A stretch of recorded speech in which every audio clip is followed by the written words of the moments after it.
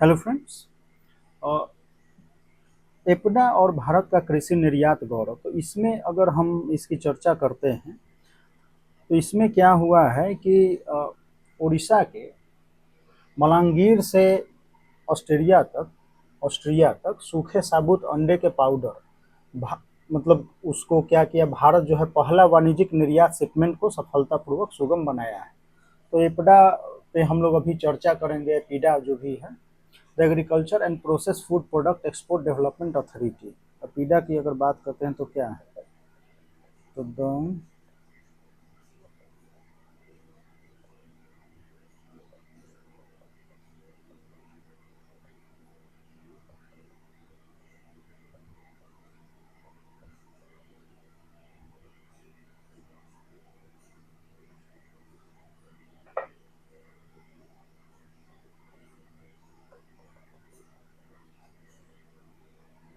Export export जो हो गया, डेवलपमेंट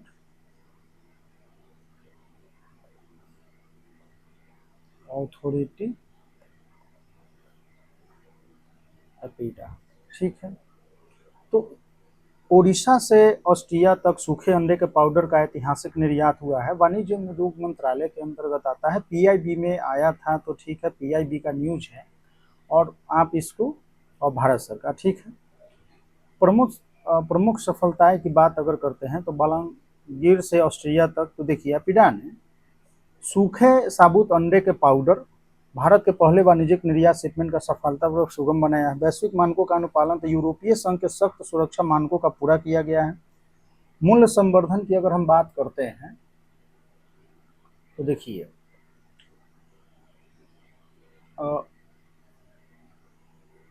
कच्चे माल के स्थान पर प्रसंस्कृत जो है खाद्य का निर्यात है। बाजार विस्तार तो विनियमित यूरोपीय बाजार में भारतीय पोल्ट्री की पहुंच।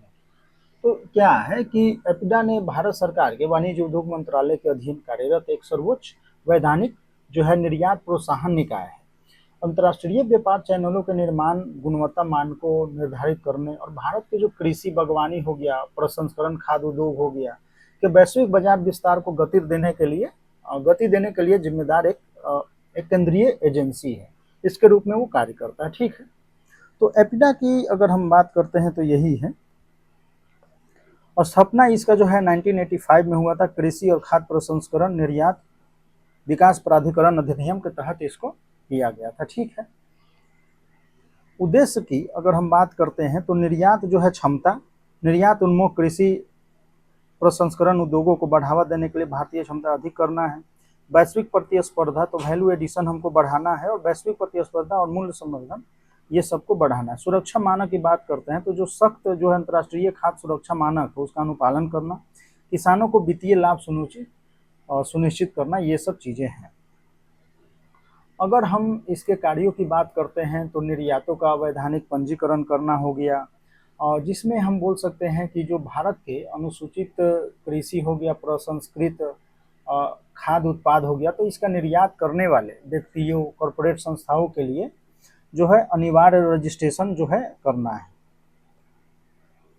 और गुणवत्ता का निर्धारण हो गया, तो अंतर्राष्ट्रीय नियमों हो गया, पैकेजिंग, स्वच्छ उपाय, इनका कड़ाई से अनुपालन सुनिश्चित करना है। प्रमाणन सहायता, तो घरेलू इकाइयों में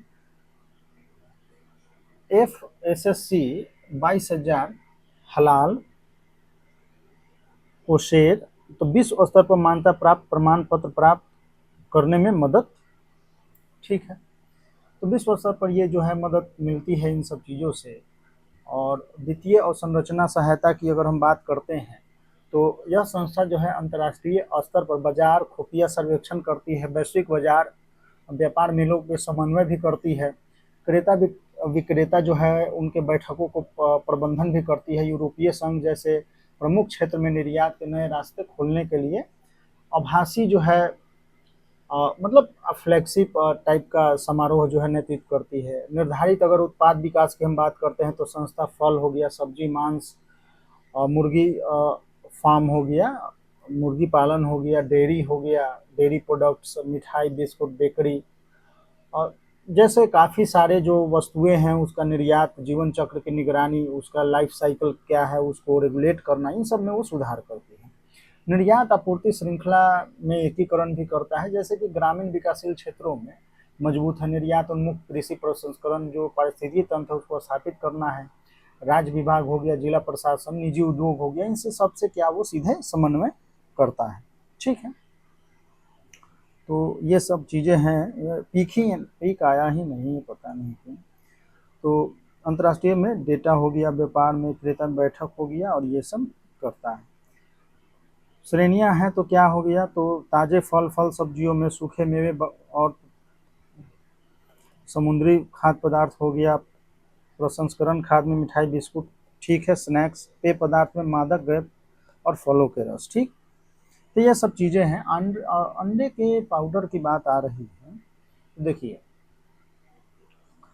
ये पहला जो है कमर्शियल शिपमेंट है प्रसंस्कृत निर्यात के लाभ। तो इसमें क्या हुआ है कि अंडे को स्प्रे हाइड्रेटेड पाउडर में परिवर्तित करके उनकी सेल्फ लाइफ बढ़ा दी जाती है।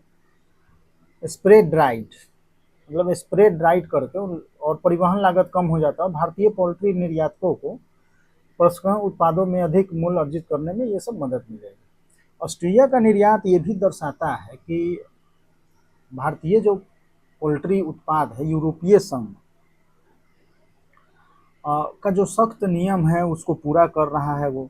ठीक है, तो जिससे जो है अन्न विनिमय जो है वैश्विक बाजारों तक पहुंच जो है खुलती है। तो ये सब चीज़ें हैं। कृषि निर्यात पारिस्थितिक तंत्र पे प्रभाव की बात करते हैं, तो ग्रामीण और विकासशील क्षेत्रों में किसानों के लिए उच्च लाभ और आय के नए स्रोत होंगे।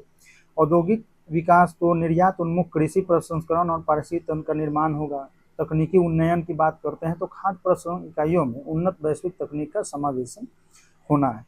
निर्यात संबंधी अगर हम चुनौतियों की बात करते हैं तो देखिए एसपीएस मानक जो है सैनिटरी एंड फाइटोसैनिटरी को लेके जो है, मतलब विकसित देशों में स्वच्छता और पादप स्वच्छता को लेके जो है उपाय जो है उसका कड़ाई है। लॉजिस्टिक लागत, तो भारत में उच्च लॉजिस्टिक लागत से वैश्विक प्रतिस्पर्धा में बाधा डालती है। वहीं पे अगर देखा जाए तो लॉजिस्टिक्स जो है चाइना में कम है, ऑस्ट्रेलिया में कम है। तो इन सब चीज़ों को हम डब्ल्यूटीओ में इसको लेके थोड़ा समस्या है, तो आप इस पे डिटेल में हम लोग देखेंगे, डब्ल्यूटीओ में चर्चा करेंगे। तो